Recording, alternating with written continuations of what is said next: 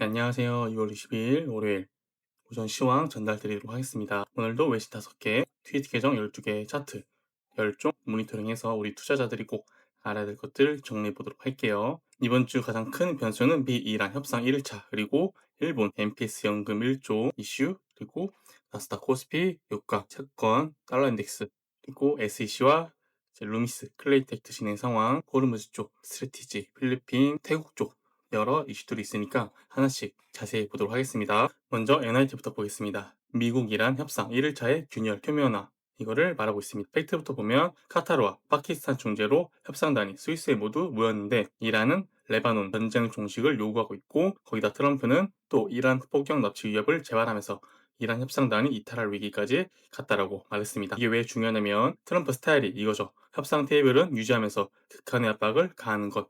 이란 내부 강경파도 협상 자체를 반대하고 있습니다. 그래서 다음 파장을 보면 협상이 붕괴되면 유가가 즉각 반등할 수 있고, 이란이 호르무즈 봉쇄 카드를 다시 꺼낼 수 있죠. 그렇기 때문에 지금은 일촉즉발 상황으로 어떻게 흘러갈지 모르기 때문에 방향을 확신하지 말고 대응의 입장으로 조금 더 초점을 두고 보시면 좋겠습니다. 월드스트리트저널은 주식시장 최대 리스크 경고, 프라이빗 크레딧 환매 러시, 찰스 슈왑 예측시장 진출, 이렇게 세 가지를 다뤘습니다. 특히 프라이빗 크레딧 800억 환매 러시가 좀 걱정되는 부분인데, 이게 뭔지 설명드리면 은행 대출 대신 기관이 직접 기업에 빌려주는 대체 자산을 말하고 있습니다. 환매 요청이 폭증한다는 건 대체 자산 유동성 위기가 현실화되고 있다라고 이제 볼 수 있겠죠. 지금은 계속해서 프라이빗 크레딧 환매 모니터링 하는 게 중요하고, 대형 유동성 이벤트가 터지면 자산의 동반 하락이 나올 수 있다는 것도 우리가 지켜봐야 됩니다. 블룸버그를 보면 미국 이란 진전 합의의 호르무즈 석유 흐름 유지라고 보도했습니다. 영국 스타머사임 임박도 함께 다뤘고요.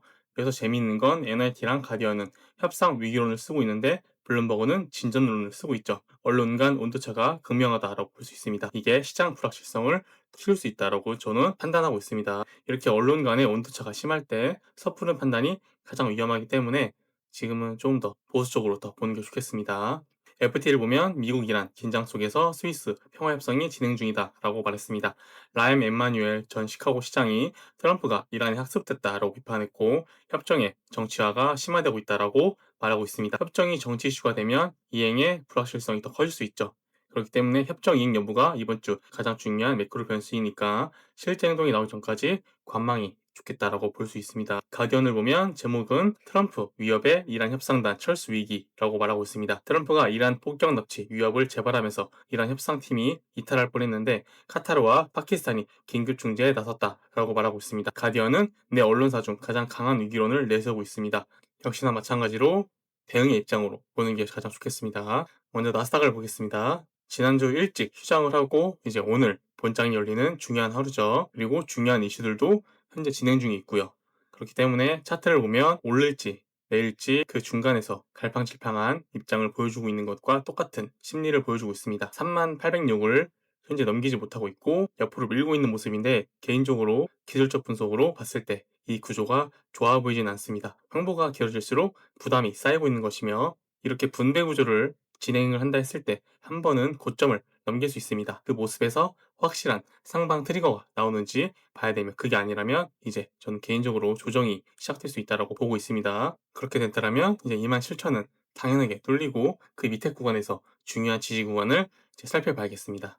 코스피는 나스닥과 별개로 먼저 상방을 돌파하고 있고, 코스피는 조정이 올 때 나스닥이 먼저 맞고 그 뒤에 따라오고 있기 때문에 이 흐름이 나스닥과 디커플링 되는 게 좋아 보이지 않는다라고 보고 있습니다. 다만 아직 시간이 남아있기 때문에 만스피까지는 충분히 열려있다라고 보는 것, 동일한 관점을 말씀드릴 수 있어요. 지금은 코스피보다 나스닥에 좀 더 집중하는 게 좋겠습니다. 유가를 보면은 지지 구간에서 계속해서 시간을 끌고 있는 모습을 보여주고 있습니다. 개인적으로 여기서 지지를 밟고 올라가는 모습을 빨리 보여주던가, 아니면 다시 한번 이 지지 구간을 뚫으려는 시도를 하던가, 그 둘 중에 하나를 먼저 보여줘야 됩니다. 그러면 먼저 섣부르게 판단하기보다는 차트가 만들어진 시간을 좀 더 지켜봐야 될 것 같아요. 금을 보면은 차트 기준으로 4,330에서 4,500 구간을 못 뚫고 내려오고 있습니다.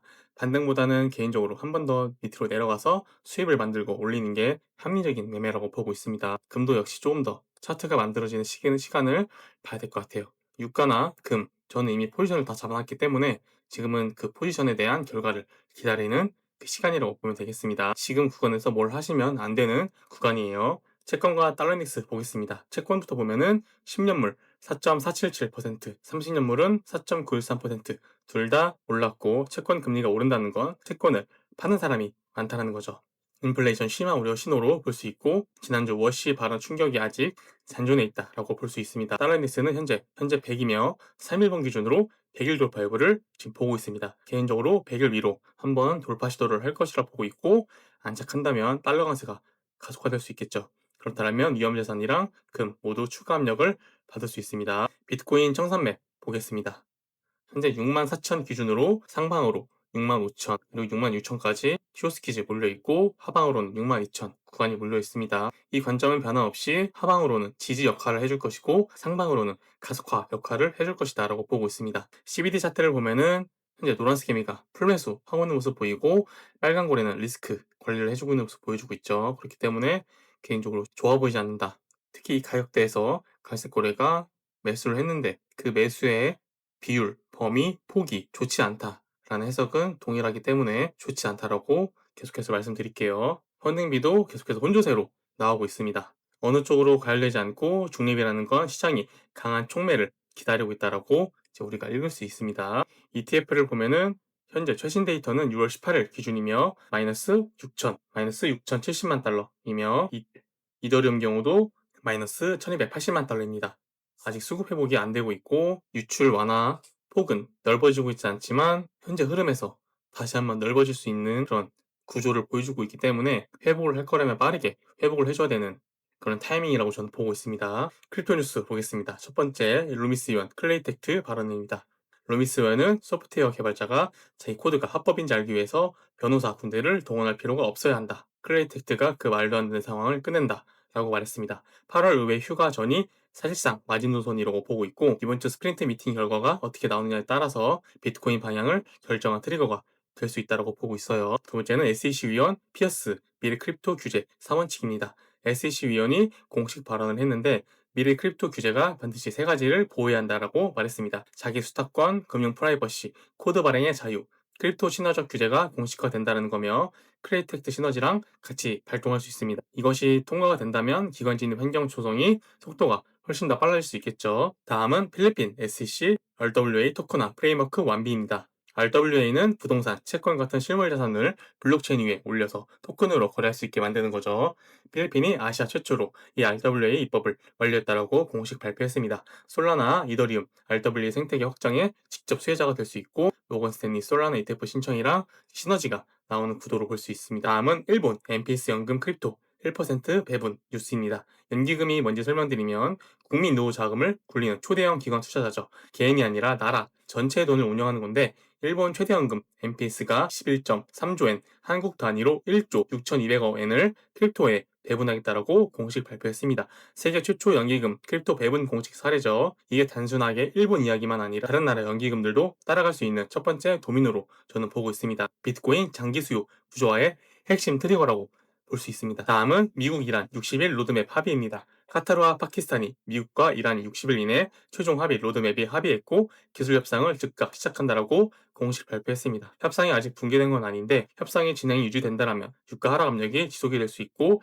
붕괴 시 즉각 반등이 나올 수 있기 때문에 우리는 지켜봐야 됩니다. 다음은 스트레티지 뉴스인데 전 세계 모든 비트코인 보유국 합산보다 더 많은 비트코인 보유를 하고 있다라고 말하고 있습니다. 그만큼 스트레티지는 모든 세계 비트코인 보유국보다 자기 보유량이 더 많다는 게 공식적으로 확인이 됐고 비트코인 희소성 서사가 극단적으로 가고 있다라고 볼 수 있습니다. 다음은 세일러가 스트레지 트래커 차트를 또 올렸습니다. 점이 많을수록 좋아 보인다고 했고 현재 다음 매수 포인트를 이제 예고하고 있습니다. 다음은 영국 스타머 총리 사임 검토 버넴 유력입니다.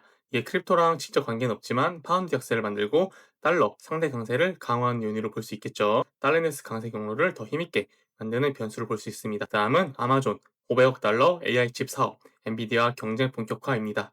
AWS 트레니움 프레소스를 외부에 판매하겠다는 건데 엔비디아 독점에 균열이 생기는 신호죠. 나스닥 AI 테마 재피한 변수로 볼 수 있습니다. 마지막은 10번째 태국 불법 비트코인 채굴 315대 압수입니다. 120만 달러 전기 도용 사건인데 글로벌 단속 강화 추세로 볼 수 있고 역설적으로 공급 압축 효과가 생길 수 있겠죠. 오늘의 결론을 보면 상방은 클레이텍트 8월 전 통과, 그리고 일본 MPC 연기금, 그리고 미국 이란 협상 순탄, 코스피 9,353 돌파, 그리고 나스닥 전고점 돌파, 그리고 셀러 추가 매집 확인 이렇게 볼 수 있고, 하방은 달러닉스 100일파, 미국 이란 협상 붕괴, 채권금리 상승 지속, 그리고 매수 전환 없음, 클레이텍트 지연 이렇게 결론을 내릴 수 있겠습니다. 체크 포인트 5가지 잘 봐주시면 되겠고, 지금은 확인이 필요한 구간이기 때문에 좀 더 우리가 보수적으로 지금 시장을 바라보면 좋겠습니다. 관망을 하시되 미리 잡아놓은 포지션들은 익절과 그 다음 대응 전략을 어떻게 할지 잘 짜놓으시고, 또 저녁에 기술적 브리핑 참고하시면서 도움을 받으셨으면 좋겠습니다. 저는 이따가 저녁 때 또 인사드릴게요. 시청해주셔서 감사합니다. 구독과 좋아요 부탁드릴게요.